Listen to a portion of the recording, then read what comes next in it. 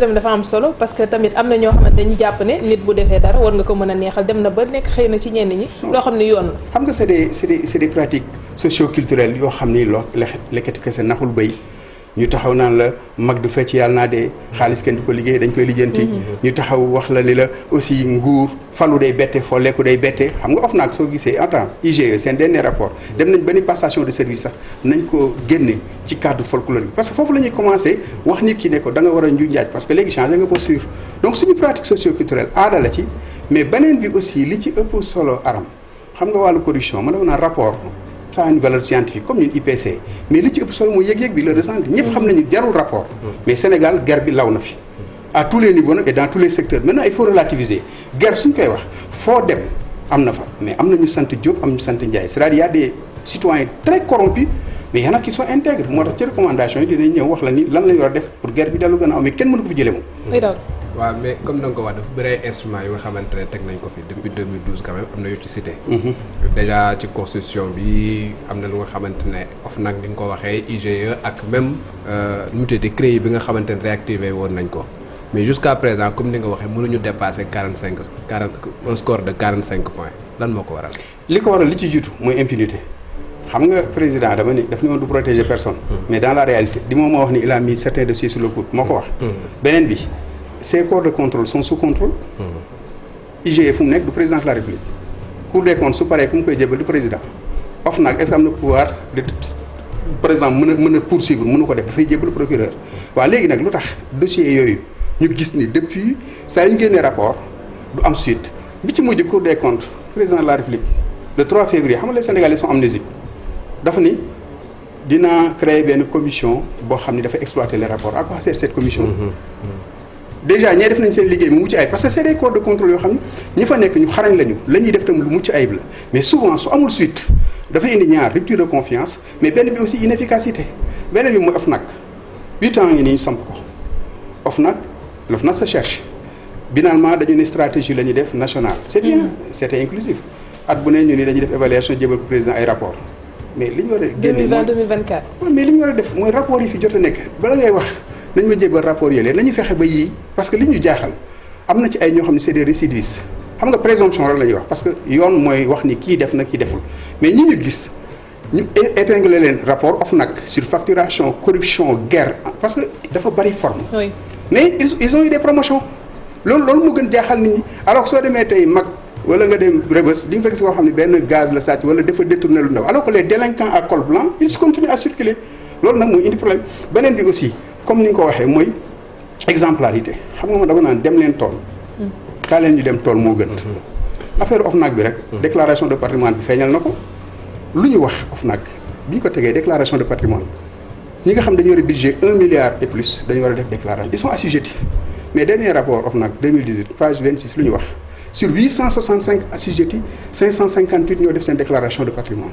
alors que yoon li mu wax déclaration d'entrée durant les 3 premiers mois déclaration de sortie gouvernement bii génn du avril 2019 lañ ko toog nañu ba mois de juillet le 15 juillet président de la République door leen a soññ dafa leen sax jox ultimatum pour ñi nga xam ni defuñu seen déclaration mais loolu lu ko indi su fekkee ne quand l'État viole la loi ça pose problème man dama ni Sénégal problème bi lu tax du guerre bi du fi gaaw a jógee mën nañ ko wàññi nag parce que ku war a lijjanti warul lëj mais malheureusement Sénégal ñi ko war a lijjanti ñoom ñoo ko lëjal ñoom seen bopp souvent ñoo lëj et ça pose problème. fi ñu jógee. parce que ci li président waxoon ak tey lan moo ci des parce que da ngeen ne dañu xaatim convention bi nga xamante ne au niveau des Nations Unies mooy xeex wàllu guerre la mu waxoon yëpp 2012 ba wane woon direction bi ne fii laa jëm tey à l'arrivée lan moo ci des. non xam nga ça se comprend parce que soo jëlee élément de contexte xam nga les premiers mandats souvent c'est des mandats de prestige di nga jël yéene ñu sell président yàlla xam na ni 2012 ba mu koy wax lu mu gëmoon la mais xam nga soo duggee ci appareil mënul nekk wala ay non yàlla lobby yàlla dugg et puis ba pare bëggoon faluwaat léegi di nga jël transhumant di nga protéger la CREI ñaata personne la woon du 25 te amu ci kenn koo xam ni ci biir gouvernement bi ana dossier cela veut dire que yow da ngay indi et puis li ci doy waar mooy xam nga les gens te prennent au mot du affaire bi du ay yéene intention mën na sell mais jëf moo koy dëggal Sénégal nag problème bi mooy jëf ji dañuy ratifier lépp on a tous les textes du monde c'est-à-dire on a une conformité technique texte bu ne ratifié nañu ko transposé ko fàtte woon na la loi sur le blanchiment de capitaux sur le financement du terrorisme dernièrement bi ñu mujjee génne le registre des bénéficiaires effectifs parce que exigence 2.5 la norme ITIE moo ko wax ne léegi les personnes physiques qui sont derrière ces entreprises minières gazières pétrolières il faut ñu xam ñan la dootuñu bàyyi les personnes morales parce que loolu dañu gis que ni xaalis bu Louga bi dafa bari gis nga dernier rapport bi génn fi fan yi Alliance pour la justice fiscale 427 milliards de dollars américains la état yi di perte ci évasion fiscale concussion corruption blanchiment de capitaux ak yu mel noonu parce que dafa yëpp a bokk yëpp a niroo mi sa wuute tuuti mais ñoom ñëpp c'est des détournements de fonds. mais comme ni nga ko waxee tey jii perception bi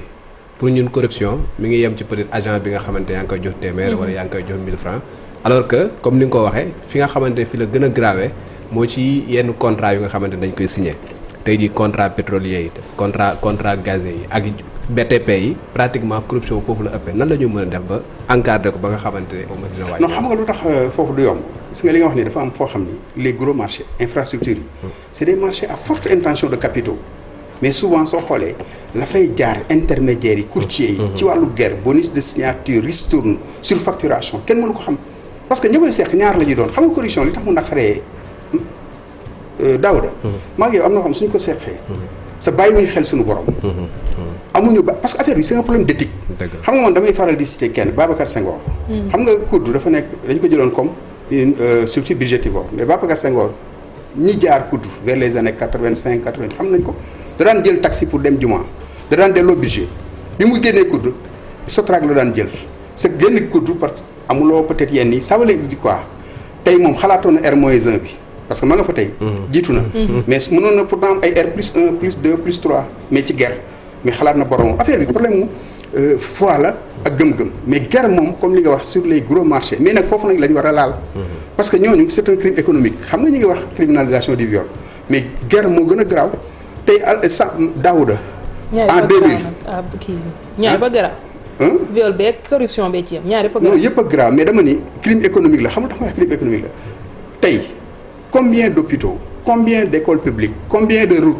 lañ mënoon tabax ci xaalis yoo xam ni ay nit tey ñi ngi ci soit dañ koy ci paradis fiscaux yi mais dañ ko détourné parce que Achille Mbembe def ni en Afrique l'État est le lieu du repas nit ñi fa la ñuy defaroo Daouda xam ne li may en 2000 Ablaye Bathily waxoon na ko fa ñoo xam ni car rapide lañ doon jël ils sont devenus milliardaires fu ñu ko jëlee c'est-à-dire un politicien bu jógee ci niveau zéro léegi am ay milliards un fonctionnaire walu am milliard tey da ngay gis dans certaines structures loo fa gis ay intermédiaires demal dans les régies financières demal port demal faneen intermédiaire lu mu ci administration kan la ñuy liggéey ñu le dossier bi c'est dans le circuit parce que guerre bi li tax aram mu doy waar dafa am loo xam c'est génétique am na ñoo xam ne jàpp nañu ni mënoo ci dara li ma naan affaire bi dafa mel ni fromage la mën nga jël rek di sa mburu dama koy wax pour sénégalais. mais nga waxee nii tamit day mel ni mënuñu ci dara parce que boo nee du yomb. non on peut la réduire mais kenn mënu fi jëlee guerre foo dem am na guerre parce que tey premier pays au monde kan la Nouvelle-Zélande ak Finlande ñu ngi ci 87 points am na 13 points yu des les pays nordiques ay Suède fermé nañu ay prison def ko école parce que lu tax ils ont des citoyens exemplaires ils ont des dirigeants exemplaires ñun nag tey ku la dàq parce que même dans les communautés religieuses guerre bi dafay dugg foo dem rek mi ngi fi ci presse bi mi ngi fi c'est-à-dire li tax may wax loolu dama ne la guerre ci nit la d'abord c'est un problème man maa naan man kenn du ma guerre du ma guerraate mais yombul tey réew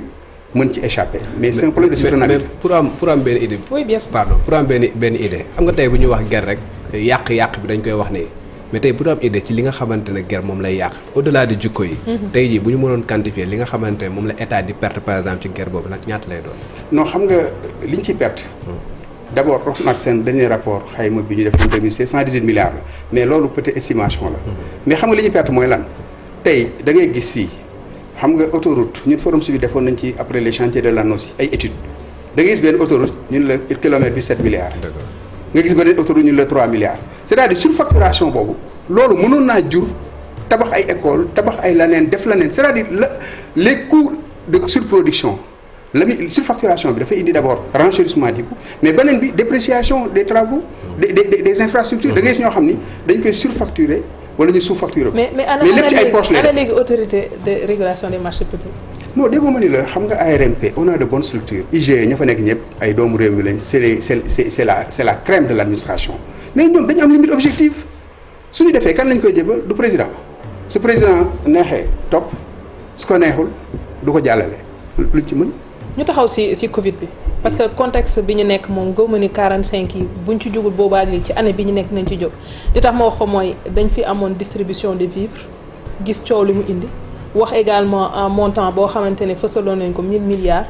am na ci ay secteurs yoo xamante ne taxaw nañ ne ñoom gisuñu lu ci mel ni privé bi surtout ñu nekk ci santé bi doon xaar koppar am ñu ne jotuñu naka la ñuy def tey ba tey mën a xayma natt li nga xamante ne comme loraange la am nañ ko ci wàllu guerre ci contexte bi ñu nekk nii. waaw gis nga même thème mondial bi soo gisee Nations Unies dañ ko rétablir l'intégrité et la responsabilité donc xam nga Covid bi opportunité la mais menace la. xam nga Sénégal fu mu jógee du plan de résilience mu metti trop ñu war a jëm ci plan de relance mais kenn xamul tout est incertain suñ duggee seconde vague fu ñu jëm mais ci biir Covid bi dafa wane ni am na ñoo xam ni tey lu ñëw rek dañuy dund ci jafe-jafe gis nañ dans les marchés mais ci wàllu ceeb bi ci wàllu transport bi ci wàllu vivre ak yeneen ñoo xam ni dañ ci profiter avant ñuy teg la force Covid 19 c'est pourtant ñun forum civil li ñu waxoon bala ñuy def dara nañu teg benn kuréel goo xam ni moo koy saytu loolu su jiitu woon mais il a fallu le chien après xam nga nu ñu ko mën waxee ñu dem ba mujj gi ba yu bëree bëri yàqu xam nga yenn saa yi li ci doy waar mooy aram xam nga ñu yoroon yenn yi ñu muté leen feneen waaw xam nga non fii dafa mel ni c'est-à-dire ñiy gën a njublan ñooñu la ñuy gën a promouvoir xam nga jox naa la léegi benn cas koo xam nekkoon ancien directeur du COUD jóge fa léegi nekk ministre ci yore wàllu njàng koo xam dañ ko war a joxe en modèle pour les étudiants ba léegi blanchir guñ ko nga jël ko comme tant d'autres fu mu mujj du mujj fenn donc man yaakaar naa ni nee naa le premier mandat bi d'accord nañ président il fallait que xëy na mu renier à beaucoup de choses pour être réélu mais tey comme c'est son second et dernier mandat ci li ñu njort ci li ñu yaakaar naa l'occasion unique historique lui est offerte pour yéene ba mu amoon 2012 mu jëmmal ko mooy d'abord gouvernance sobre et vertueuse mooy impunité dañ fi mooy beneen bi aussi mooy teg réew mi ci yoon nga xam ni tey 2035 waxuma la émergence mën na ñëw sax weesu émergence dugg pour développement durable. naka la ñu mën a intégrer tey ay mesures anticorruption ci secteur bu ne bañ fee xaar rek peut-être OFNAC gis benn war ci saisir wala kenn war a dem saisir ko naka la ñuy def tey ba mu am mécanisme yoo xam ne taxaw na ba ci secteur bu ci ne xëy na du ñu àgg ci yenn yi. donc il faut des mesures préventives et répressives mais prévention bi dafa baax xamul tax ndax sensibiliser xam nga yu bëree bëri su ko nit ki xamee rek xam nga dafa am ay jigéen sa mbokku jigéen yi daa war na mat élection yële passé dama dem ak di leen waxtaanal ak yeneen mbokk pour cent man leen kilo ginaar astafurlah benn ginaar ñaata lay jar ñu ma 2500 bu leen di cher wala 3000 kilo yàpp boo xam ne amul sans avec eau ou sans eau. 2000 man leen ñaata la leen politiciens yi fay. pour yóbbu leen. ñu ni 2000 francs man waa nit su demee bañ la yow kilo ginaar gën la cher. c'est ñu jël le temps benn campagne électorale suñu pare ci yow ana ngor. beneen bi aram pour l'éducation aux valeurs il faut mag ñi dañu sànkar xam nga man ku mel ni Abdou Aziz su dee dama doon continuer di guerre wala may fen wala may sàcc wala may wax lu amul wala may wax muy dañ du mënul dañ mais xale yi lañ am yaakaar sa loolu état bi conscient na ci président wax na ko daaw surtout sur la citoyenneté mais ministre éducation mieux dans les 5 priorités du ministère systématisation de l'éducation aux valeurs ñun forum civil am na ci lu ñuy taxawaloon les SICA club d'intégrité et de citoyenneté active dañu ni xale yi bala ñuy màgg nañ fexe ba dugal loolu ci ay modules ay approche par les compétences ñu màggaale ko pour am yaakaar beneen bi il faut ñu am ay réformes sur les lois sur l'accès à l'information mi ngi ci yoon ak seegul sur le financement des partis politiques et des campagnes électorales loi sur les conflits d'intérêts de portée générale loi pour la protection des lanceurs d'alerte loi aussi boo xam ni pratiquement dañ koy def tey jii pour fexe ba ñi nga xam dañu nekk ci régie financière yi surtout yoreen ndombo tànk buñ defati politique. parce que gis nañu loolu aussi parce que facilement nga jaawale xaalisu état ak xaalis bi donc bari na ay propositions c'est ñun 2016 le forum civil proposé woon le plan de concerté de sortie de crise ñu defaat ko PPE plan de progression efficace pour lan fii ak juróomi at suñu àndee parce que état mën na yem rek niveau administration mais niveau communautaire il faut nga travailler avec les religieux la société civile la presse pour atteindre la grande cible pour avoir une bonne masse critique. mais gis nañ ni ci espace UEMOA. Sénégal pratiquement moo ci gën a bas score tey jii est-ce à dire que corruption bi nu ñu koy waxee au Sénégal dafa tolluwul foofu wala Afrique ci boppam la corruption yàq. Sénégal mooy premier. dans la zone UEMOA. deuxième dans la zone CEDEAO parce que Cap-Vert moo ko raw avec 58 points différents 13 points. huitième au niveau africain. mais xam nga Sénégal moo jël premier UEMOA mais amul moyenne bi c'est 50. dëgg la c'est-à-dire Sénégal mais le Sénégal n'est pas le dernier soo demee du ma tudd pour ne pas créer des incidents diplomatiques. mais am na réew yoo xam ne ñu ngi ci 22 23 points.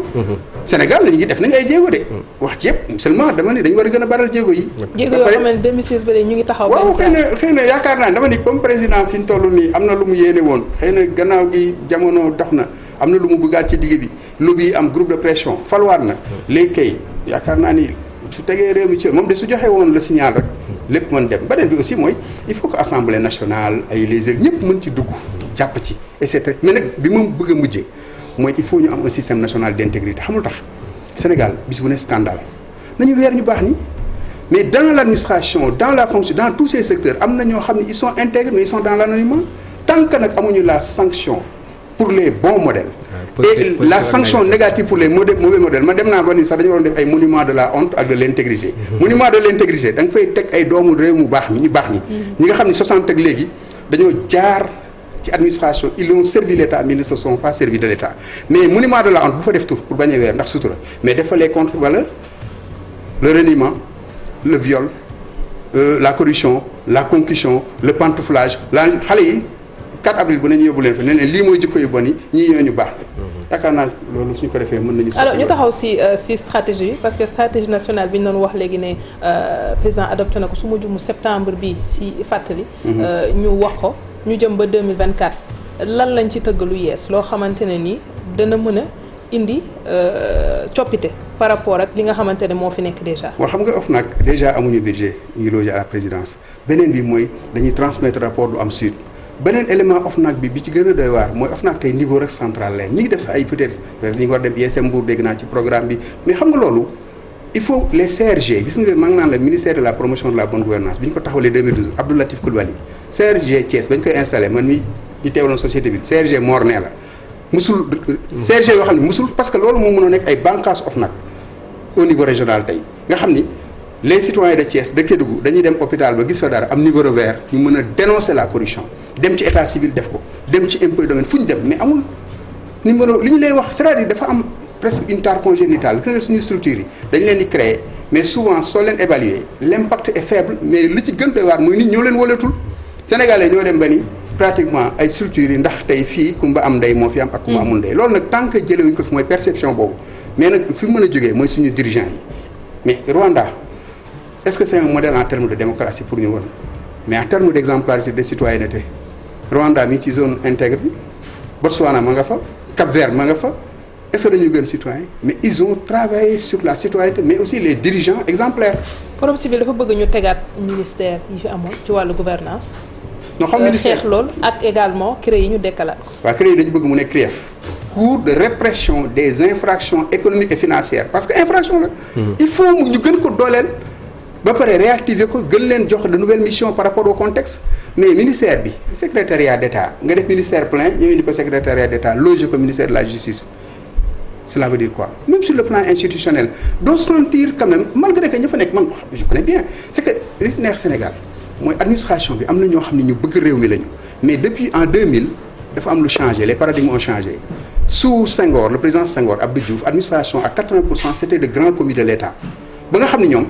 c'est-à-dire c'était de grands serviteurs mais à partir de 2000 dañu inverser les paradigmes 80% politiciens versus 20% yoo xam ne administration. mais bu ñu ko defee CREEF te amul autonomie am pouvoir d'autosaisine est-ce que dina régler problème mais non CREEF bi dafay accompagner toutes les mesures pour mu mën a am efficacité même OFNAC dañ ko war a réformer. day tekki ñu jaarat assemblée. ah mais fu ñu mën jaar rek mais li ci ëpp solo mooy daal xam nga li ñu soxla mooy génn zone rouge bi. mais beneen bi tamit mooy guerre bi ñu gis ni la ñu jógee ci guerre bi am na impact ci dundu doomu aadama yi maanaam ci wàllu njàng ci wàllu santé parce que xaalis bi bari na ci loo xam ni mi ngi ci biir compte yi mais am na loo xam ne c'est dans les paradis fiscaux c'est ça le danger sàcc loo xam ne yow doo ko jëriñoo sa askan du ko jëriñoo ça pose problème. sàcc loolu jëriñoo sa askan wi ñaari sàcc la alors wa taxaw fenn dafa am loo xamante ne également am na ci ay structures ñu koy initier su ma jëlee par exemple lu mel ni impôt yu domaine nga xam ne ñu ngi wax ay dématérialisation des procédures yeneen structure douane ak ñoom seen ndax mënuñu jaaree foofu li ma bëgg a wax mooy ci digitalisation ngir contrôle bi gën a normal pour que yenn yi xëy na bañ di jàll. mais loolu mooy li jaadu xam nga administration bu normal warul am intermédiaire citoyen bi dafa war a soxla dara dem jël ko même mieux mais des bureau ni ñu koy waxee sax bureau paysager. mais loolu war nañ dem ba àgg fa su dee dañu bëgg transparence dans certaines administrations bureau en verre xam nit ki day ñëw 8 heures le citoyen comme ça se passe dans certains pays aux États-Unis da ngay am moyen de contrôle soo ñëwee fekk daaw da muy lire journal wala muy naan café nga dénoncé ko parce que il doit travailler xam nga wax ji Aram Sénégal du xalaat moo fi manqué du texte moo fi manqué li fi manqué mooy jëf maanaam lépp ñu jëmmal ko parce que su dee on a de bons textes li may wax sunu mbokk yi man leen tey les Sénégalais préfèrent le croissant à la croissance. soo indee textes yu baax ñu ni am na taux de croissance ñu ni tey génne nañu rapport bi OFNAC génne na tey Cour des comptes IGE mais sa ñu gis ni loolu la ñu luubal ñoom ñu gis ko delloo si waatuñ ko ca fa mu war a dellu ba mu am impact ba nit ñi yëg amul solo. mais est-ce que sunu problème du comme Poutine li mu doon wax parce que daf ne ceux qui doivent lutter contre la corruption doivent être irréprochables. est-ce que ñun suñu problème du loolu parce que ñi nga xamante ne ñoom ñooy xeex guerre bi pratiquement ñoom ñooy def corruption moom laa la wax man la ko war a lijjanti waroo lëj mais su dee ka ko war a lijjanti moom si boppam moo njëkk a lëj ba pare lëjal ko du sotti jërëjëf Abdou Aziz Diop coordonnateur national noppi na dama koy daal di rek xam naa jébbalaat léegi yi nga wéyal ci Soir d'Info Aram jërëjëf Fatou Kiné Deme ñu dellusiwaat suñu gan Abdou Aziz Diop nekk coordonnateur national adjoint bu forum civil dafa am loo xamante ne sànq souligné nañ ko ci wàllu xeex guerre dafa am ñaari secteurs yoo xamante ne sànq tudd nga leen wala ñaari corps yoo xamante ne bëgg naa xam tey lan la ñu war a mën a teg pour xeex ko benn bi mu di takk der yi ndax nekk la loo xamante ne nit ñi dañ koy jànkonteel ñaar bi mooy communauté religieuse. waaw pour takk der yi moom xam nga boo dafa bokk ci baromètre comme les secteurs chroniques bon on le voit au jour le jour c'est-à-dire kooku moom ñëpp mais nag xam nga foofu dafa laaj taxawin parce que autant peut-être ñoom ñi ngi def lu dul noonu parce que ñu ngi koy gis man dernière enquête bi ñu ci mujj def am na benn système bu ñuy wax nee na système mu samp lañ ko tuddee. samp mooy oto yi daw xaw ma gaynde dañuy def 2000 soo versé mais li ci doy waar tam mooy oto yooyu tamit nekkuñu régulier wuñu. xam nga donc dafay nekk ñoo xam ñoom ñëpp. soo xoolee ils sont dans le même lot autant le corrompu que le corrupteur foofu moom pour les communautés religieuses foofu dama fay invoquer rek loo xam ne Maam El Hadj Malick moo ko waxoon moom dafa ni woon addiya riche la xam nga Sénégal nag réew mu naqaree waxe la mais moom ni mu ko waxee da ko leeral daf ni addiya corruption la su dee soxla da koo jiitu tey ma ñëw seet sëriñ bi jox ko benn somme wala addiya boo xam ni cadeau la war a nekk mais gannaaw gi ma toftal ci soxla sëriñ bi kat amoon naa marché bu ma bëggoon nga jàppale ma ci sëriñ bi amoon naa port benn conteneur xam boobu yaa ngi bëgg a jënd ngoru sëriñ moom foofu la ko waxee mu ni àddee su ko soxla jiitoo wala soxla topp ci ger la. naka la ñuy génnee tey ci crise boobu noonu ndax xeex ko intégralement souligné nga ko du mën nekk mais am na loo xamante ne dina tane ba ñu génne déjà ci zone bi nga xam ne. gis nga ni ñu ci mën a génnee amul 1000 solutions mooy gis nga plan concerté boobu ak stratégie yooyu ñu teg nañ boole lépp muy état société civile. parlementaire élus locaux communauté religieuse presse surtout nag école yi xam maa ngi naan la éducation aux valeurs dugal nañ ko léegi mais nañ fexe rek ba jëmmal ko dans les curricula suñu àndandoo ñëpp nag taxaw ne man c'est un problème d'éthique d'abord individuel ma ni man daal jël naa engagement ni dootuma guerre su dee dama ko daan def mais kenn du ma guerre mais nag yombul parce que xam nga bëgg du mat ngor mat da ngay ku naan la way gor dafay gor ci dara gor dafay gor ci ngor su fa dara nekkatu sax ngor ko des affaire bi c'est un problème d'éthique et de responsabilité. ñu taxaw ci wàllu politique. gis nañ ko mel ni directeur de cabinet bu président de la République di Mahmoud Saleh wax ne local yi mën na dem sax ba 2021 ci at bi buy jeex alors que la ñu annoncé woon bañ ko doon wax au début dañ ne woon même buñ koy reporté du génn trimestre bu njëkk bu 2021 ci déggin. ak la nga xam ne waxoon nañ ko te ñu reporté ko plusieurs fois lan lay tekki. man damay ñëw rek sur la position de principe bu suñu organisation forum civil gis nga week-end bi on était à Saly suñu dernière résolution CA dañ ko ci dugal comme ci biir résolution bi le respect du calendrier républicain parce que aussi aram Sénégal il faut ñu àgg foo xam ni le discours politique soo xoolee dafa jël otage presque le pays sur les vraies questions de développement damay wax ni sax nous avons un embouteillage du discours politique. c'est-à-dire le respect du calendrier républicain loolu ñu forum c'est une position de principe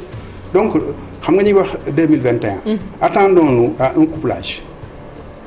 élection locale législative yooyu yëpp mën na am ay scénario parce que agenda politique bi bokkul ak agenda bi nga xam ne peuple bi moom la am dañu confisquer démocratie mais la ñu waxtaanee ca dialogue politique bi loolu nag président digge woon na ne buñ ci génnee dana def kéemtalaay kàttanam ba la ñu déggoo am ci consensus dinañ ci def li nga xamante ne mooy ay jéego la ñu déggoo ca dialogue politique bi. waaw xam nga dafa am wala loolu dañ koy tegee dafa am compromis am compromission am baara yóbbu soo gisee li xew fan yi entrisme compromission c'est sur le dos du peuple c'est pas l'intérêt du peuple parce que dialogue politique ok mais dialogue sur les vraies questions dialogue de manière générale parce que dialogue politique ça ne concerne qu'une petite minorité les hommes politiques la classe politique réunie c'est une petite minorité par rapport aux 15 millions de Sénégalais les préoccupations sont ailleurs donc lañ fa génnee xëy na arrangé na leen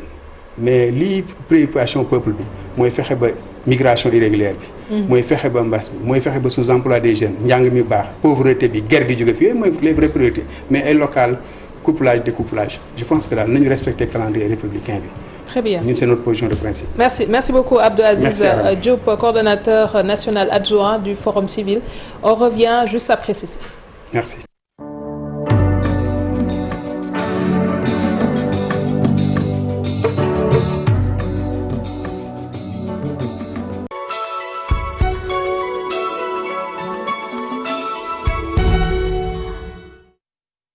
Dolli ma indi na meew bu bees meew ratt piir 100%